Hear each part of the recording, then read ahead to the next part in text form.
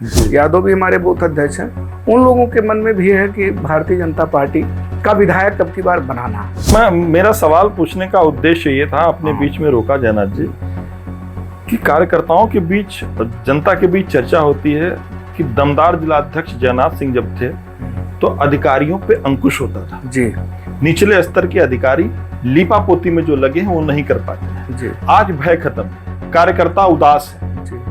क्या जयनाथ सिंह की अब चलती नहीं है क्या? नफीस अहमद जी अलीगढ़ विश्वविद्यालय के छात्र संघ हुआ करते थे, लेकिन राजनीतिक क्षेत्र में विधायक होने के बाद जो उनको कार्य करना चाहिए उन्होंने धरातल पर कोई कार्य नहीं किया। मैं बस ये जानना चाहता हूँ कि इतने दिन के दौरे में गोपालपुर की सबसे बड़ी पीड़ा आपको क्या दिखती है? मुझको दर्द होता था, मेरा बूथ अध्यक्ष अगर परेशान होता था, मुझको लगता था कि जिला अध्यक्ष जयनाथ सिंह परेशान है। अगर आप यहाँ जमीन पे काम किए होते तो ये रास्ते आपको बहुत पहले दिखे होते। जनता को एक बार धोखा दिया जा सकता है, दो बार दिया जा सकता है, तीसरी बार नहीं दिया जा सकता। आप तीसरी बार लक का इंतजार कर रहे हैं। लक नहीं, तो उस पे इन्होंने कभी कोई काम नहीं किया और आज भी उसी तरह से हम तो कहते मेरे साथ डिबेट कर रहे हैं और ईमानदारी से आंख मिला करके राजनीति में करता हूँ, आंख चुरा करके राजनीति नहीं करता हूँ। मुझसे बात कर लें कि उनके पैसे जो बजट आए 10 वर्षों में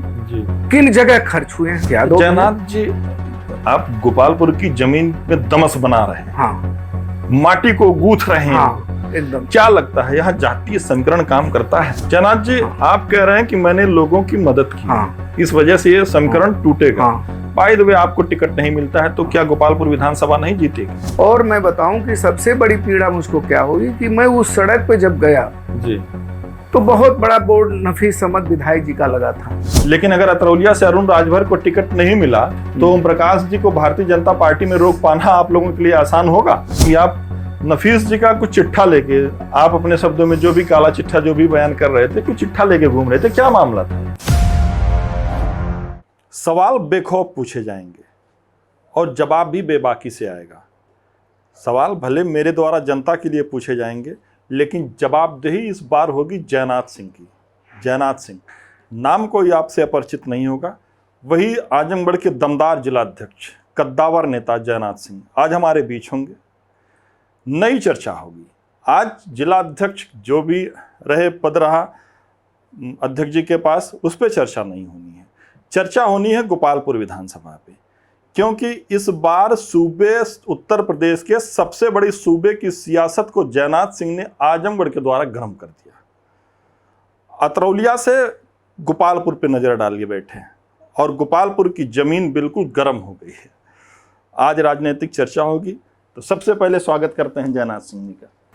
बहुत बहुत आपको धन्यवाद दुर्गेश जी, आप सबको हृदय से आभार। कैसे हैं? मैं बहुत अच्छे से हूँ और बहुत ठीक हूँ। ठीक है, बहुत अच्छा। गोपालपुर विधानसभा कैसी है? गोपालपुर विधानसभा बहुत अच्छी है। यह विधानसभा बहुत पहले भारतीय जनता पार्टी के झोले में आ जानी चाहिए थी जी, लेकिन अब कुछ कारणों से क्या कारण रहा कि नहीं आ पाई? कारण अब कई कारण इसके रहे। जमीनी तैयारी नहीं लोगों ने किया। अच्छा।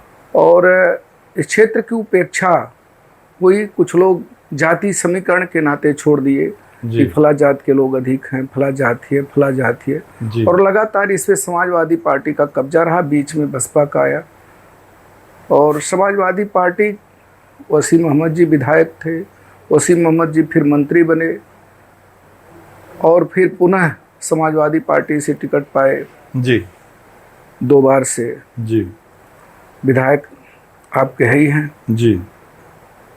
सबसे बड़ी दिक्कत की बात है, मैं गोपालपुर विधानसभा से आज से नहीं। और आपको एक बात और मैं बता दूं कि यही खानपुर भगतपट्टी मेरा ननिहाल है और ननिहाल में ही मेरा जन्म हुआ है जी। और इस क्षेत्र में मैं काफ़ी दिनों से, करीब 30-32 वर्षों से लगातार, जब मैं 87 में छात्र संघ का चुनाव लड़ रहा था जी, और यहाँ के विद्यार्थी जो सिविल कॉलेज में लोग पढ़ते थे जी, तो मेरा आना जाना, उठना बैठना और ननिहाल के नाते लोगों से आदमी लगा हुआ करता था। और आज भी उसी तर्ज पे लगातार, बीच में मैं यहाँ का प्रभारी रहा, लोकसभा के चुनाव में भी प्रभारी था और विधानसभा के चुनाव में भी लगातार मैं यहाँ संगठन द्वारा काम बहुत किया हूँ। जी और ये विधानसभा में वाकई में जी जब लोकसभा का चुनाव जनार्दन सिंह गौतम जी लड़े थे, जी तो मैं आपको बता दूं जानकारी के लिए कि पूरी लोकसभा में सबसे ज़्यादा वोट जी गोपालपुर विधानसभा से उन्होंने प्राप्त किया था। जी और फिर उसके पहले संतोष जी चुनाव लड़े थे, संतोष जी भी यहीं से लीड किए थे, अच्छा पार्लियामेंट मेंबर हुए थे संतोष जी। जी और अभी निरहू जी चुनाव जब लड़े थे जी तो 1200 वोट केवल हम कम थे जी लोकसभा के चुनाव में। इस विधानसभा में, जी विधानसभाओं के अगर 2019 में जब दिनेश लाल जी यहाँ से चुनाव लड़े थे तब आप जिलाध्यक्ष थे। तब मैं जिलाध्यक्ष था जी और इसके बाद केवल 1200 वोट से हम लोग पीछे थे। जी तो इस नाते इस विधानसभा में भारतीय जनता पार्टी का बहुत अच्छा स्कोप है जी और यहाँ के कार्यकर्ता। और सबसे बड़ी बात मैं बता दूं, जी मैं तो भ्रमण लगातार आज से नहीं कर रहा हूँ, लगातार मैं लोगों के बीच जा रहा हूँ। जी हर वर्ग, हर तबका जी ये चाहता कि भाजपा का कोई विधायक हो, भाजपा के लोग आगे बढ़ें और निरंतर काम करने की ज़रूरत है। लोग काम भी कर रहे हैं। अब हमारे बूथ अध्यक्ष भी जो भी ओबीसी के हैं, चाहे जो भी हैं, जी यादव भी हमारे बूथ अध्यक्ष हैं, उन लोगों के मन में भी है कि भारतीय जनता पार्टी का विधायक अब की बार बनाना है। यह संकल्प उन लोगों ने ले रखा है। जी मैं जब उनके दरवाजे चौखट पे जा रहा हूँ तो बार बार यही कह रहे हैं कि अध्यक्ष जी बहुत अच्छा लग रहा है, बहुत अच्छा है, लग रहा है कि अब की बार भारतीय जनता पार्टी को हम लोग विधायक बना लेंगे। जी उसके पीछे कारण है, नफीस अहमद जी अलीगढ़ विश्वविद्यालय के छात्र संघ हुआ करते थे, जी हमारे पड़ोसी भी हैं, बगल के हैं आजमगढ़ में। जी लेकिन राजनीतिक क्षेत्र में विधायक होने के बाद जी जो उनको कार्य करना चाहिए जी उन्होंने धरातल पर कोई कार्य नहीं किया। ग्रामीण अंचल में, गांव में अगर जाने के बाद ये पता चलता है, लोग ये कहते हैं कि विधायक जी का हमने चेहरा नहीं देखा। हाँ और विधायक जी कभी क्षेत्र में, आदमी जब क्षेत्र में घूमेगा, मेरे पास अभी लंबी लिस्ट है, मैं जब क्षेत्रों का भ्रमण कर मैं नफीस जी पे आता हूँ। जयनाथ जी, मैं क्रमशः उस पर चर्चा होती है। मैं ये जानना चाहता हूँ कि 27 में चुनाव है, समय कम बचा है, गोपालपुर विधानसभा को समझ पाएंगे?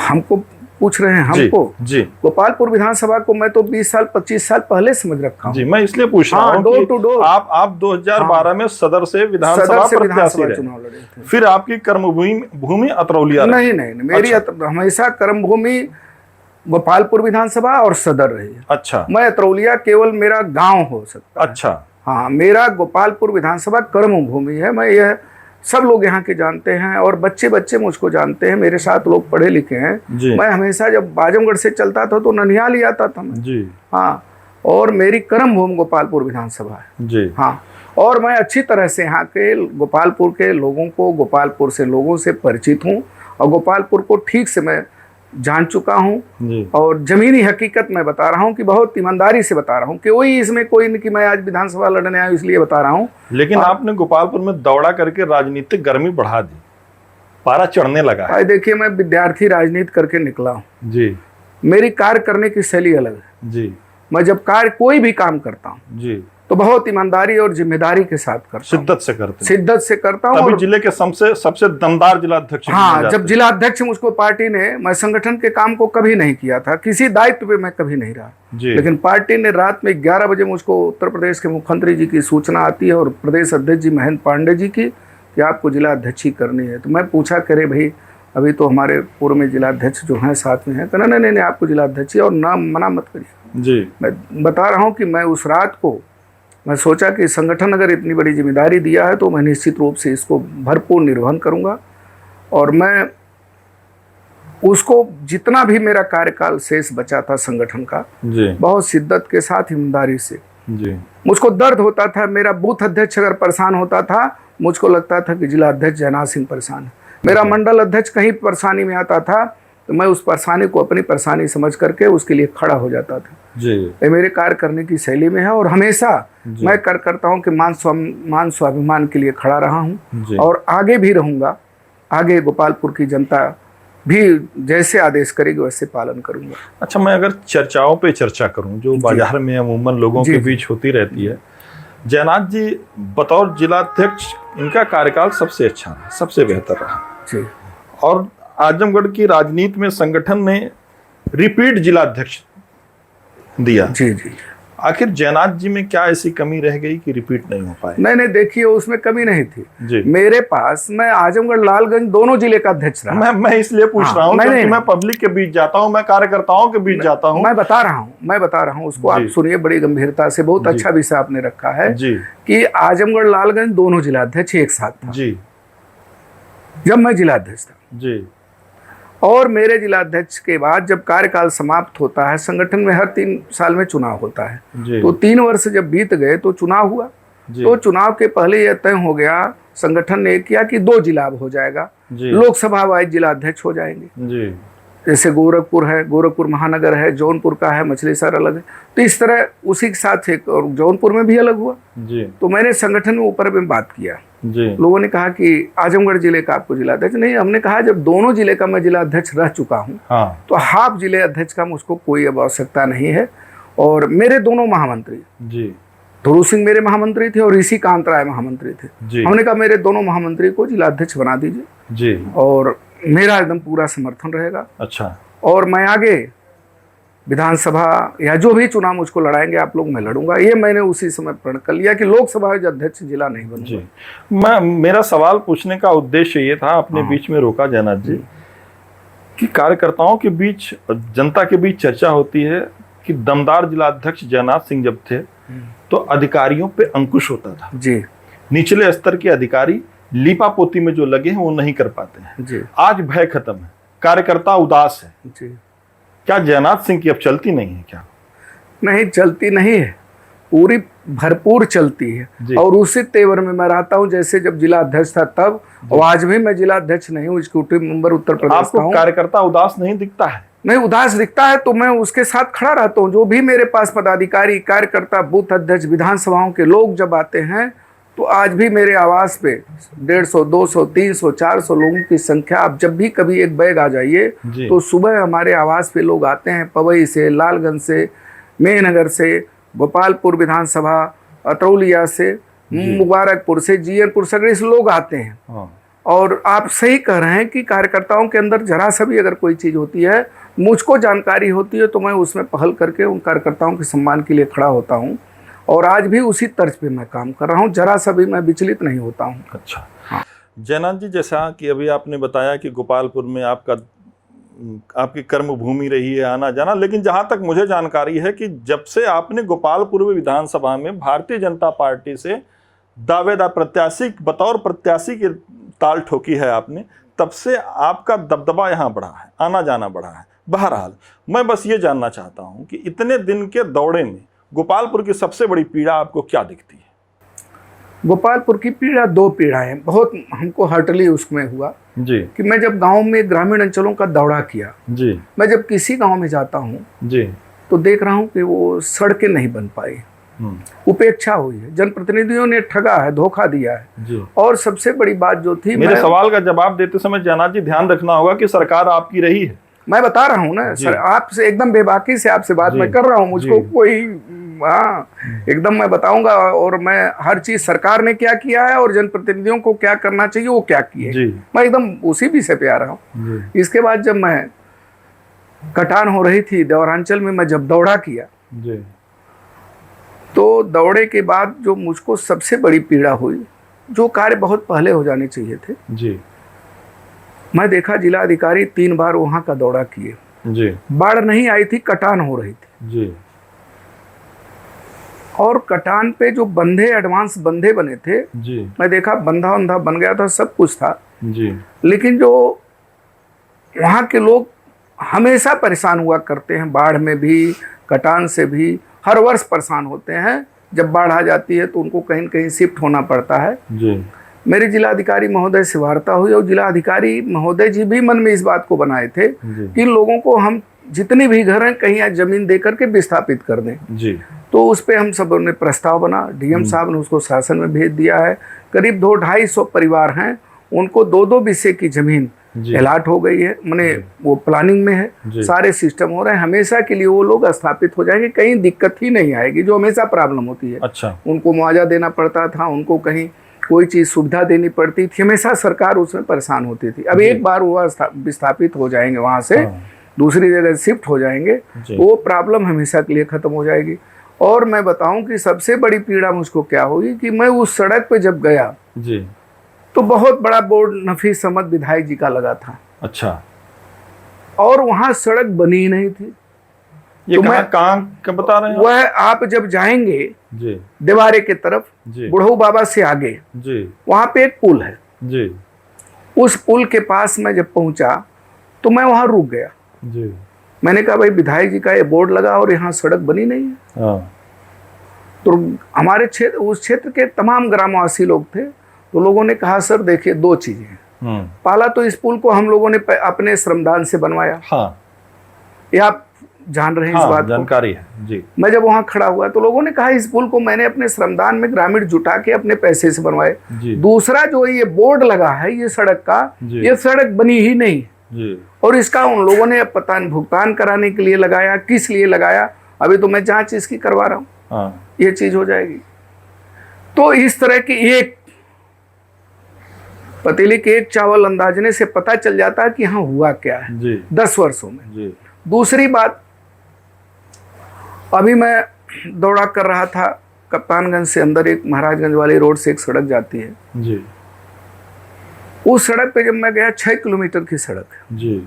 जब ग्राम सभा में अंदर जब मैं पहुंचा जी।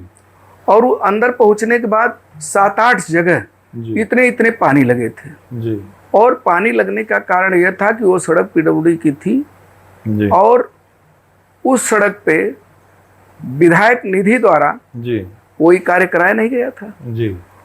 तो मैंने पूछा भाई ये सड़क आखिर इतना टूटी फूटी क्यों है? जी। तो लोगों ने बताया सर ये 20 वर्ष या 25 वर्ष हो गए कोई जनप्रतिनिधि, कोई विधायक यहाँ आज तक आया नहीं था जी। और हम लोग किससे अपनी बात बताएं? जी। पहले व्यक्ति आप हैं जी। कि आप यहाँ आए और हम लोगों की दर्द में शामिल हुए। जी। और वहाँ के ग्राम प्रधान दलित हैं, उन्होंने कहा कि सर मैं आपका अंग वस्त्र दे के स्वागत करना चाहता हूँ। हमने कहा नहीं नहीं मेरा कोई स्वागत नहीं होगा, पहली बात तो इस सड़क की मरम्मत शुरू हो जाएगी जी। इसके बाद, तो इस सड़क को परमानेंट सुंदरीकरण इसका हो जाएगा, उच्चीकरण हो जाएगा, चौड़ीकरण हो जाएगा, तब आप लोग मेरा स्वागत करिएगा। जी। मैं एक्सीएन को फोन किया, हमने कहा भाई ये सड़क क्यों ऐसा है? कहना सर कल से 24 घंटे के अंदर काम शुरू हो जाएगा। काम भी शुरू हो गया, उनके आदमी भी लगे। इसी तरह अभी गोसाईपुर से मैं निकला, गांव में गया, मैं उन गांव में जा रहा हूं जहां सड़क नहीं बन पाई है। जी। लिंक मार्ग जो होते हैं जो विधायक के द्वारा होना चाहिए था। जी। तो उन्होंने कहा भाई ये भी नहीं, गोसाईपुर की भी सड़क नहीं, आधे दूसरे रास्ते से लोग जा रहे हैं, आधे लोग दूसरे, दलित परिवार दूसरे रास्ते से जा रहा है। जी। तो मैंने उस सड़क को भी दिया, तो मैंने 9-10 सड़कों को लिख करके चीफ को दे दिया। जी। उसका एस्टिमेट बन रहा है, मेरा प्रस्ताव जा रहा है और उन सड़कों पे जितनी 10-12 सड़कें खराब हैं गोपालपुर विधानसभा की, कभी उस पर काम नहीं हुआ, वह है अब प्रस्ताव जा रहा है। मैं मुख्यमंत्री जी से बात भी करूंगा, उसको स्वीकृत हो जाएंगी सड़कें। जी। और आपने भी ये कहा कि आपकी सरकार है, सरकार ने जिन जिन कार्यों को किया है मेरे पास लंबी लिस्ट भी, अभी आपको उसको दे दूंगा। जी। 2-3 प्रमुख मार्ग हमारे हैं। जी। पहला हमारा प्रमुख मार्ग है आजमगढ़ से भीमबर रौना पार का रोड। काफी दिन हो गया उस पर बड़े संघर्ष हुए, आंदोलन हुए, लोग धरना प्रदर्शन किए, वसीम अहमद जी के समय से। हाँ, हम लोग भी उसमें शरीक हुए। बिलनियागंज तक बना था, उसके बाद और हम लोग उस पर भी काफी दिन से संघर्ष किए। जी। आज भी मेरे पास लेटर हेड पे है लिखा हुआ, मैं जब जिलाध्यक्ष था। जी। तो वह स्वीकृत होकर के आया और निरहू जी उस समय फिर सांसद हो गए। उसके बाद जी। निरहू जी सांसद होने के बाद उस सड़क पे 3-4 जो मुख्य मार्ग हमारे थे, दिनेश लाल निरहू 1.5 वर्षों के कार्यकाल में जी जितना बन पड़ा उतना कार्य किया। जी। और सरकार से भी बहुत ऐसी सड़कें स्वीकृत करा करके गोपालपुर विधानसभा को हम लोगों ने ठीक किया जी। जो अब अधूरे कार्य हैं जी। हम सब उस पर नजर रखे हैं और उस कार्य को पूरा करना चाहिए। और मैं केवल इसलिए सवाल विधायक से कर रहा हूँ जी एक विधायक जनप्रतिनिधि माध्यम होता है। जी सरकार हमारी उत्तर प्रदेश में है जी और जनप्रतिनिधि क्या है, समाजवादी पार्टी के हैं, जी 10 की 10 सीटों पे, जी और 2 पार्लियामेंट मेंबर उनके हैं समाजवादी पार्टी के। जी डिस्ट्रिक्ट बोर्ड अध्यक्ष किसके हैं, समाजवादी पार्टी के। नगर पालिका टाउन एरिया चेयरमैन किसके हैं, समाजवादी पार्टी के हैं। जी तो जो फंड नीचे जमीनी स्तर पे जी विधायक निधि हुई, पूर्वांचल निधि हुई, ये विधायक के ऊपर आता है। जी ग्रामीण अंचल की जो भी लिंक मार्ग होते हैं ये जनप्रतिनिधि अपने क्षेत्र में लिख करके देता है, प्रस्ताव देता है, इसके बाद पैसे आते हैं। जी तो उस पे इन्होंने कभी कोई काम नहीं किया जी और आज भी उसी तरह से हम तो कहते मेरे साथ डिबेट कर लें जी और ईमानदारी से आंख मिला करके राजनीति में करता हूँ, जी आंख चुरा करके राजनीति नहीं करता हूँ। जी मुझसे बात कर लें कि उनके पैसे जो बजट आए 10 वर्षों में जी किन जगह खर्च हुए हैं। जी लाइट और विद्यालय की बात मैं नहीं कर रहा हूँ, जी मैं संपर्क मार्ग सड़कों की बात कर रहा हूँ, पुलिया की बात कर रहा हूँ, पुल की बात कर रहा हूँ। और हमारे जिस दिन 1.5 वर्षों में दिनेश लाल निरहू और उन्हीं के पार्लियामेंट मेंबर हैं धर्मेंद्र यादव जी। जयनाथ जी, मैं थोड़ा सा आपको रोकना चाहूंगा। हाँ। आप नफीस जी का जो कार्य बता रहे हैं, पहले तो मैं पीछे चलूंगा कि आप थोड़ा सवाल से फिसल रहे हैं। हाँ। मैंने पूछा कि आपने गोपालपुर का चयन अचानक क्यों किया, तो आपने कहा ये मेरी कर्म भूमि रही है। फिर आप बता रहे हैं कि कप्तानगंज का रास्ता, केशव, जो भी आपने 2 नाम लिए, अगर आप यहाँ जमीन पे काम किए होते तो ये रास्ते आपको बहुत पहले दिखे होते जब आप जिलाध्यक्ष हमको दिखे, हम बता रहे हैं ना उस समय जो काम हम किए हैं जी उसको भी मैं बता रहा हूँ। मैं बताया ना जिला अध्यक्ष के समय भी मैं प्रस्ताव दिया हूँ, वो पत्र आपको दूंगा। जब मैं जिला अध्यक्ष था जी जितने क्षेत्र के लोग आए, मेरे समय के हॉस्पिटल हैं, मैंने शुरुआती दौर में जयनाथ जी आपको कह दिया कि मैंने जो देखा है आजमगढ़ की राजनीति से, मैं भी खूब गुला मिला हूं। तो मैंने देखा, मैं तो कह रहा हूं कि कैमरे के सामने मैं पहली बार किसी को कह रहा हूं कि आपने बड़ी दमदारी से जिला अध्यक्ष का कार्यकाल आपने पूरा किया था। मैं उस पे नहीं जा रहा हूं, मैं सिर्फ गोपालपुर पे चर्चा कर रहा था। आप थोड़ा सवाल से पिछले मैं संगठन का व्यक्ति होने के नाते चर्चा करता हूं नफीस अहमद का। आप जो बता रहे हैं 2017 में भी नफीस अहमद जी गोपालपुर से विधायक चुने जाते हैं, फिर वही 2022 में भी चुना जाता है। जैसे आप कमियां गिना रहे हैं, अगर इतनी कमियां होती तो जनता उनको फिर विधानसभा क्यों भेजती? तो अब की बार जनता उनको बताएगी ना। जनता को एक बार धोखा दिया जा सकता है, 2 बार दिया जा सकता है, तीसरी बार नहीं दिया जा सकता। आप तीसरी बार लक का इंतजार कर रहे हैं। लक नहीं जी, अपनी इस कर्मभूमि को जी मैं सलूट करता हूँ। कर्मभूमि में आप गांव-गांव आप जाइए, यहाँ की जनता मन बना के बैठी है। जी लक नहीं जी, यह सौभाग्य होगा और यह जनता मन बना लेती है ना जी। मैं अगर फिर पीछे चलूं, हाँ, तो 17 में 11,000 लगभग 11-12 के बीच नफीस अहमद चुनाव जीते थे। 22 में वो अंतराल आके बढ़ जाता है। अगर जनता में नाराजगी होती, नफीस काम नहीं करते, तो अंतराल बढ़ना नहीं चाहिए था। पूरे उत्तर प्रदेश में योगी मोदी की लहर चल रही थी। दावे आपके भी तब भी खूब थे, ताल खूब ठोकते थे, नारेबाजी खूब होती थी, वादे खूब होते थे, लेकिन जनता ने आईना दिखा दिया।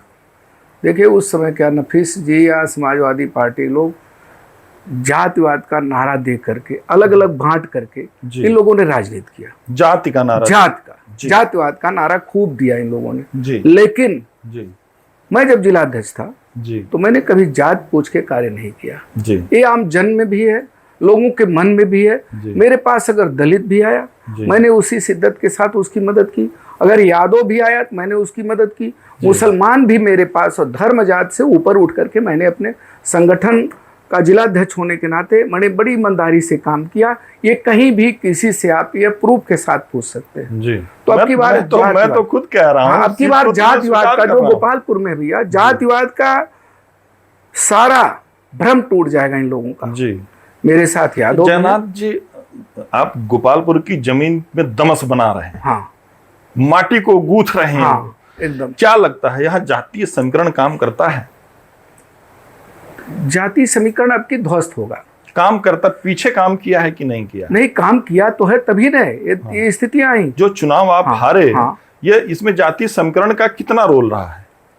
मतलब रोल रहा तभी ना हम लोग यहाँ चुनाव डिफीट किए जी। हाँ, इस बार वो जातीय समीकरण कैसे टूट जाएगा? कैसे टूटेगा?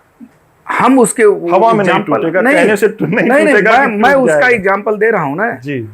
आप कहीं भी किसी गांव में जाइए जी यादव लोगों से भी पूछ लीजिए, जी जो लोग मेरे पास आए, हजारों हजार लोग आए, एक दो लोग नहीं आए। जी मैंने इतनी मदद लोगों की किया है, चाहे किसी भी संकट की घड़ी में रहे। हाँ मैंने मदद किया, उस मदद के नाते मैं दावा दे रहा हूं कि मैं, वो लोग मेरे साथ ईमानदारी के साथ खड़े हैं। और आज भी, कभी भी किसी समय आप मुझको वो करिएगा। जनाब जी, आप कह रहे हैं कि मैंने लोगों की मदद की, हाँ। इस वजह से ये समीकरण टूटेगा। हाँ। बाय द वे, आपको टिकट नहीं मिलता है तो क्या गोपालपुर विधानसभा नहीं जीतेगी? भाई ये शीर्ष नेतृत्व तो जिसको नहीं, टिकट दे, जैसे आप व्यक्तिगत, नहीं। अगर व्यक्तिगत तौर भाई पे हर आपने लोगों हर को खुश व्यक्ति किया का, है, आप हर तो जुड़े व्यक्ति हैं, का, हर और व्यक्ति पार्टी का, निर्णय न ले, हर व्यक्ति तो का कार्य करने की शैली अलग अलग होती है। जी मैं उस चीज पे नहीं कुछ कह सकता हूँ। जी मेरी कार्य करने की शैली अलग है। जी। मेरे महामंत्री दुरू सिंह थे, उनकी कार्य करने की शैली अलग है। जी। और जिला अध्यक्ष हुए, इनकी कार्य करने की शैली अलग है। जी। उस पे मैं ये नहीं कह सकता हूँ। जी। ये तो टिकट देना न देना शीर्ष नेतृत्व के, पार्टी का काम है। जी।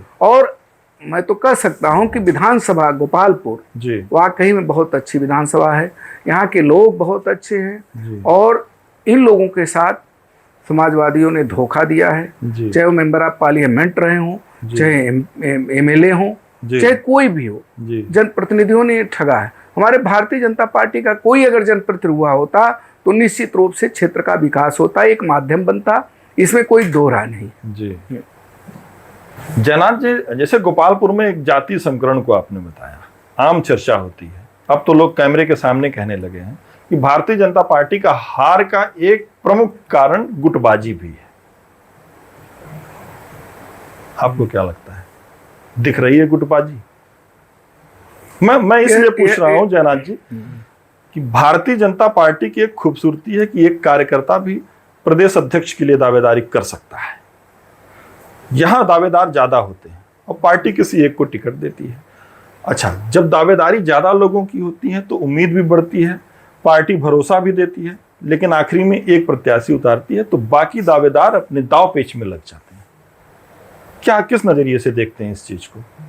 देखिए, जो संगठन का व्यक्ति बड़े पुराना होगा जी, तो कभी पार्टी के प्रत्याशी का विरोध नहीं करेगा, कोई सवाल ही नहीं उठता। जी, जो कुछ दिन से नया आ गया होगा या उसके मन में कहीं से कुछ होगा, किसी दल से आ गया होगा, हो सकता है कहीं विरोध किया हो, लेकिन पार्टी का कार्यकर्ता जो निष्ठावान होता है, शपथ लेता है कि भारतीय जनता पार्टी मेरी माँ है, तो माँ के साथ गद्दारी नहीं करूँगा, तो भारतीय जनता पार्टी का कार्यकर्ता कभी गद्दारी नहीं कर सकता है। तो गोपालपुर में गुटबाजी आपको नहीं दिखी? गुटबाजी रही होगी, जी। गुटबाजी कहीं न कहीं से कुछ रही होगी, जी। लेकिन वो गुटबाजी मैं समाप्त, मैं तो जिले का अध्यक्ष रहा हूँ ना जी, मैं जिला अध्यक्ष भी रहा, आप बता भी रहे हैं। जी। मेरे समय कोई गुटबाजी नहीं थी, जी, सारे फोरम सेंट्रलाइज थे। जी, जो विधानसभा चुनाव लड़े लोग थे, कहीं संकट में आते थे, जी। सबको साथ लेकर के डीएम एसपी के यहाँ बैठता था, जी, कभी कोई गुटबाजी नहीं। 10 के 10 विधानसभाओं का मेरे दोनों जिला मेरे साथ था। जी, तो इस नाते मैं उस चीज को खत्म करने का पूरा प्रयास कर रहा हूँ, जी, और प्रयास यहाँ तक कर रहा हूँ कि हमारे जितने भी मंडल अध्यक्ष हैं जी, आपस में बैठ करके काम कर रहे जी। हैं, और पार्टी शीर्ष नेतृत्व तो जिसको भी टिकट देगा जी, बड़ी ईमानदारी के साथ सब लोग उसके साथ रहेंगे। जी। कहीं कोई इस तरह की पार्टी तो अनुशासन वाली पार्टी है ना, अनुशासनहीनता कोई भी करेगा तो लिखा पड़ी होगी, पार्टी से बाहर हो जाएगा। जयनाथ जी, जातीय समीकरण पे अगर चर्चा हुई है तो फिर आपकी जन्मभूमि अतरौलिया पे चलते हैं। पूरा अतरौलिया को पीला पीला कर दिया है। स्वघोषित प्रत्याशी हो गए हैं अरुण राजभर जी, ओम प्रकाश राजभर जी के सुपुत्र हैं। मैं दोनों विधानसभा की चर्चा करूंगा या पूरे जिले की चर्चा पे शुरू करते हैं कि ओम प्रकाश राजभर जी के आने से आपके चुनाव पे क्या असर होगा? देखिए, ओम प्रकाश राजभर के आ जाने से जी। भारतीय जनता पार्टी में जो राजभर ओम प्रकाश राजभर के साथ था, जी, उस तरह पहले से भी भारतीय जनता पार्टी में 25% राजभर हमारे भाजपा के मेन वोटर हुआ करते थे, जी, कैडर बेस हुआ। जी, लेकिन ओम प्रकाश राजभर के साथ 75% राजभर वोट जी, उनके साथ जुड़ा था। जी, अब ओम प्रकाश राजभर जी के आने से वो भी पूरा 100 का 100% वोट भारतीय जनता पार्टी के साथ जुड़ गया है। जी, तो जहां भी जिन विधानसभाओं में जितनी संख्या हमारी है, जी, 10-15 हजार हो सकती है, 20 हजार हो सकती है, 18 हजार हो सकती है, तो वो सारे वोट जी, भारतीय जनता पार्टी के पक्ष में मतदान करेंगे। जी। हम मजबूत हुए। जैसा कि मुझे पता है कि भारतीय जनता पार्टी ने अभी पूरे उत्तर प्रदेश में किसी भी विधानसभा सीट पे अपना प्रत्याशी घोषित नहीं किया है। अतरौलिया से अरुण राजभर जी दावेदारी ठोक रहे हैं और निषाद जी अलग दावेदारी ठोक रहे हैं। क्या लगता है कि भारतीय जनता पार्टी खुद के दांवपेच में खुद को फंसाती हुई नजर नहीं आ रही है? नहीं, भारतीय जनता पार्टी देश ही नहीं दुनिया की सबसे बड़ी पार्टी है जी। ये क्षेत्रीय पार्टियां जी जुड़ करके कार्य करना चाहती हैं। पार्टी उनको अवसर भी दे रही है जी। और जहां भी जैसी स्थिति बनेगी टिकट की दावेदारी कोई भी कर सकता है, चाहे ओम प्रकाश राजभर जी हों, महाराजा सुहेलदेव पार्टी हो, दावेदारी तो कोई कर सकता है, चाहे निषाद पार्टी हो, चाहे हमारा भारतीय जनता पार्टी का कार्यकर्ता हो, वो भी दावेदारी कर सकता है। तो अब शीर्ष नेतृत्व तो समीकरण के तहत तय करेगा दावेदारी तो कोई भी करेगा। हाँ। लेकिन अगर अतरौलिया से अरुण राजभर को टिकट नहीं मिला तो ओम प्रकाश जी को भारतीय जनता पार्टी में रोक पाना आप लोगों के लिए आसान होगा? अब ये शीर्ष नेतृत्व के ऊपर है। हम लोग छोटे कार्यकर्ता हैं, छोटे स्तर पे हम हैं। हम ऊपर की बात होते हैं हो चुका है कि कहाँ क्या करना है। पार्टी मन बना चुकी है और ये लोग उसी हिसाब से काम करेंगे। जयनाथ जी, अभी 2 दिन पहले मैं सोशल प्लेटफॉर्म पे देख रहा था कि आप नफीस जी का कुछ चिट्ठा लेके, आप अपने शब्दों में जो भी काला चिट्ठा जो भी बयान कर रहे थे, कुछ चिट्ठा लेके घूम रहे थे। क्या मामला था? मामला देखिए यह था कि ग्रामीण अंचल के लोग अपने गोपालपुर विधानसभा के जिनको राजनीति से कोई लेना देना नहीं है, बहुत जमीनी लोग आए थे और किसी दल से भी उनका कोई लेना देना नहीं था। अच्छा। तो एक सड़क का मामला उठना, नफीस के लोगों ने जा करके उस प्रधान से कहा कि तुम इस तरह की बात क्यों कर रहे हो कि नफीस को मैंने 20 वर्षों में कभी देखा नहीं, मैंने इतने वर्षों में उन्हें कभी 10 वर्षों में देखा नहीं, तुम इस बात को क्यों जाके कह रहे हो, टीवी के सामने कह रहे हो? तो उसने कहा जब मैं देखा नहीं हूँ तो इस बात को मैं कहा, मेरा पूरी ग्राम सभा ने कहा और उन लोगों ने कहा कि जो पुल हमारे गांव का बना था उस पुल पे पैसा हम सब ने दिया, ग्रामीणों ने दिया, श्रमदान किया हम सब ने, लेकिन नफीस ने उस पे पैसा भुगतान करा लिया और भुगतान कराने के साथ हम लोगों को दबाव भी बना रहे थे। तो हम लोग सर अध्यक्ष जी इसलिए कहने आए हैं कि हम लोगों के ऊपर अगर कोई बात बने बिगड़ेगी विधायक द्वारा तो आप मेरी मदद करिएगा। तो मैंने कहा ईमानदारी से आपके साथ मैं खड़ा हूँ, आप लोग उस चीज़ को भी मुझको दे दीजिए कि जो आप लोगों ने उस पर काम किया, कितना पैसा ग्राम के लोगों ने खर्च किया। तो सारी चीज़ें थी। दूसरा ये था कि कुछ ऐसा पत्र मेरे पास आया कि जो विधायक निधि का इन्होंने दुरुपयोग किया। अब 5 वर्ष फिर 10 वर्ष, 10 वर्ष का जो कार्यकाल होता है, बड़ा कार्यकाल एक जनप्रतिनिधि के लिए होता है कि जो 5 वर्ष में हम नहीं कर पाए हम अपने दूसरे शिफ्ट में हम कर दें, लेकिन नफीस अहमद ने उस पर कोई कार्य नहीं किया और मैं उस सड़क को सार्वजनिक उनसे करने के लिए कहा कि आप जो निधि दिए हैं जिन सड़कों पे, जिन संपर्क मार्गों पे, सोशल प्लेटफॉर्म पे आकर के उसको सार्वजनिक करिए ना कि 1 करोड़ या 50 लाख मैंने इस पे दिया, 10 लाख इस पे दिया, 25 लाख इस पे दिया। तो एक लिस्ट आप बनाए होंगे, वह स्वीकृत होगा। वो कह रहे थे कि अध्यक्ष जी को निकलवा लेना चाहिए।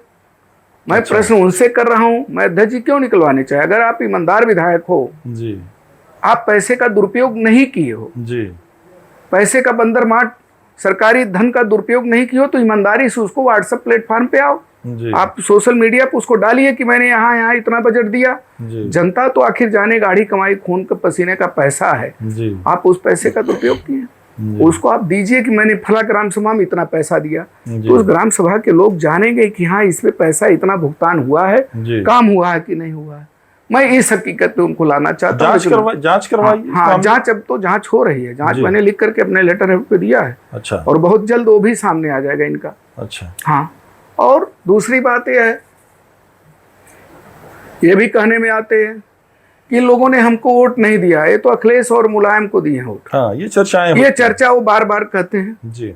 विधायक आप बन रहे हो, जनता सवाल आपसे कर रही है, आप कह रहे हो अखिलेश को वोट दिए हो, तो ठीक है, अब की बार अखिलेश यहाँ हमें जनता ही जवाब मांग रही, गोपालपुर का भैया हमने वोट दिया, ये कह रहे हैं आपको दिया है, तो आप जवाब उसका दीजिए कि आपका विधायक यहाँ क्षेत्र में रह नहीं रहा है, क्षेत्र में कभी आ नहीं रहा है, हम लोग बाढ़ से पीड़ित हैं और हम लोग गरीब दवा के अभाव में जो पीड़ित हो जाता, मान लीजिए हम लोगों के पास आता, हम लोग तो जितना मदद हो रहा कर रहे हैं जी लेकिन एक जनप्रतिनिधि का भी तो लायबिलिटी होती है, जिम्मेदारी होती है। जी कोई जिम्मेदारी नहीं, अपनी लायबिलिटी से मुकर रहे हैं। जी अभी मीडिया के लोग ही पूछना चाहते हैं, मिलना चाहते हैं, तो उनके पास कोई जवाब नहीं, उनसे मिलने के लिए उनके पास समय नहीं, क्योंकि जानते हैं मीडिया हमारा काला चिट्ठा खोल देगी। जी और मैं खोलूंगा, जी बड़ी शिद्दत के साथ कर रहा हूँ, ईमानदारी के साथ कर रहा हूँ। जी दूध का दूध, पानी का पानी होगा। और जिन्होंने 10 वर्षों में जी सरकार के पैसे का दुरुपयोग किया है, उस पैसे को जनता की गाढ़ी कमाई मैं उजागर उनका करूंगा।